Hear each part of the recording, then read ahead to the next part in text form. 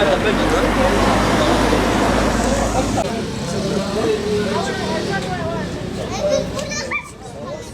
tamam bir şunu görürüz. Ben sana geleceğim. Senin yanına geleceğim. Şunu görsün de görme bana.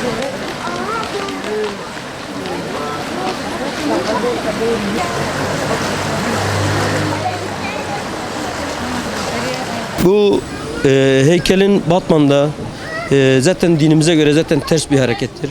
Artı heykele harcanan parayı da bir kenara bırakın. O kadar hizmet bekleyen yerlerimiz olsun, caddelerimiz olsun, kaldırımlar olsun, yeraltı ile yer altındaki bu sıkıntılar olsun. Onlarla ilgilenecekleri yerde gelir gelmez tutup heykellerle ilgilenmeleri kesinlikle ne örf ne adetlerimize hiçbir şeyimize uygun değil. Bu yapılan yanlıştır. Biz bunları kesinlikle savunmuyoruz. Savunanları da kesinlikle seçim zamanında cezasını vereceğiz. Yani ne gerekiyorsa da onu yapacağız. Ya bu heykelin zaten bir kere dinimize göre terstir. Ahlakımıza göre terstir. Kesinlikle yani bunun biz Kürtlerle ne alakası var yani heykelin bizimle ne alakası var? Başkaları yapınca biz ters diyorduk, yanlış diyorduk. Şimdi tutmuşlar heykeli bize dayatmalarının yani bizim sanki biz Kürtlerin o heykeli çok sevdiğimizle ilgili sanki bir izlenim vermeye çalışıyorlar. Biz heykel sevmiyoruz arkadaş. Biz bunlardan hizmet bekliyoruz. Hizmet vereceklerse gelmişler başka üstüne. Eyvallah ama yok geldikleri gibi heykelden başlayıp heykelle devam edeceklerse sıkıntıdır. Biz bunu istemiyoruz. Bunların acil bir şekilde heykelin kaldırılması ve halktan Müslüman Kürt halkından özür dilemelerini istiyoruz. Teşekkür ediyorum. Yani dinimizde yani heykel putçuluk yoktur yani ne Kürtlerin adetinde ne de başka bir kültürde yani yoktur. Yani İslam'da yoktur. İslam'da yeri yoktur yani.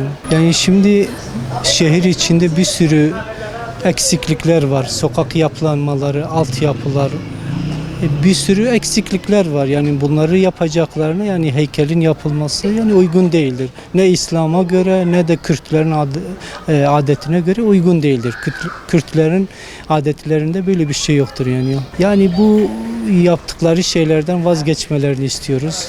Yani bu Kürtlere yakışmaz yani. Heykel şu ligori yani İslam ligori dinime harame. Em tiştê wisa beklemîj nakin ji belediyê ciyê hizmet heye ciyê ku ji miletê re hizmet bike ne ciyê heykelê tazî heykelê yani ji İslamê re aykırî be sadece em hizmet ji belediyê beklemîj kin başka van tiştana zaten örf ve adetê me re heram e amaca wan sadece inanca insana dileyizin inanca milletê dileyizin milletê dixwazin ku ji dînê wan dûr bikin û wan ji inanca wan dûr bikin milletê kurman ji berê vacî xwe yê inanca xwe bin xwe yê şerefa xwe bin ama maalesef vega tam tersine çêbûye wan milletê İslam yani kurmaca gerçekten wan ji dînê wan dûr kirine xaya wan hêja jî ku wan ji dînê wan dûr em vî tiştî naxwazin em vî tiştî hayata me de tiştê wisa xwe gerek çê nebe em qinamiş dikin bila rakin kesinlikle em naxwazin yani tiştê wisa heram e ji me re